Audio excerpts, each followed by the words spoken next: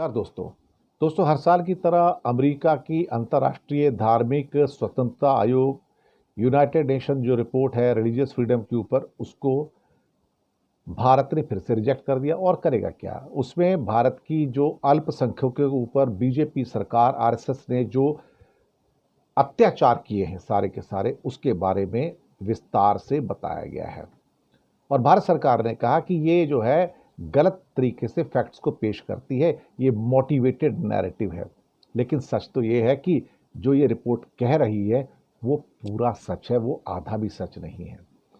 दरअसल यहाँ पर भारत ने जवाब देने की भी कोशिश की कि वो अपनी तरफ देखे, अपना अपना जो सो कॉल्ड इनका हो सकता है उसको आप देखो, आप हमारी ओर नज़र मत मारो भैया, हम तो बहुत सही हैं।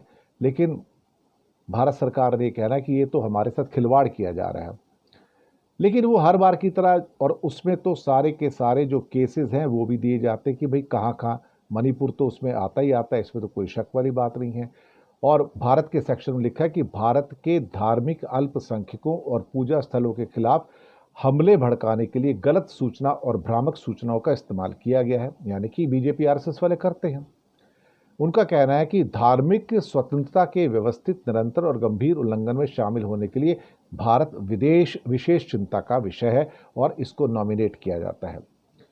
ये दस्तावेज कहता है कि ये रिपोर्ट इस बात पर रोशनी डालती है कि कैसे 2024 के दौरान कई समूहों द्वारा व्यक्तियों की हत्या, मारपीट, लिंचिंग की गई, धार्मिक नेताओं को मनमाने ढंग से गिरफ्तार किया गया, घरों और पूजा स्थलों को बुलडोजर से गिरा दिया गया।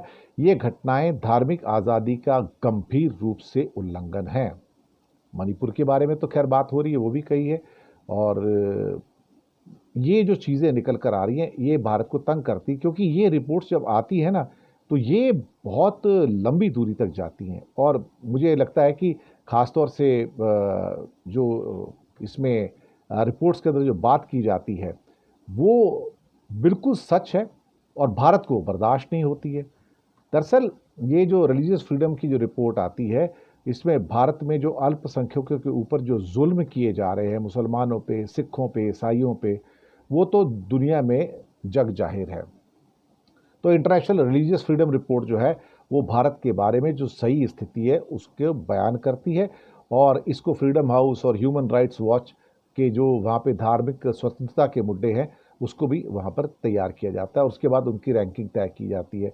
तो भारत में जो अत्याचार हैं सारे के सारे जो अल्पसंख्यकों के ऊपर हो रहे हैं या बाकी जो दलित हैं या जो आदिवासी हैं उनके खिलाफ है, उसका भी इसके अंदर काफ़ी वर्णन दिया गया है। तो भारत को एक तरीके से कहा जाए तो चिढ़ हो रही है, तो किया तो क्या जाए इसमें। शुक्रिया आपका।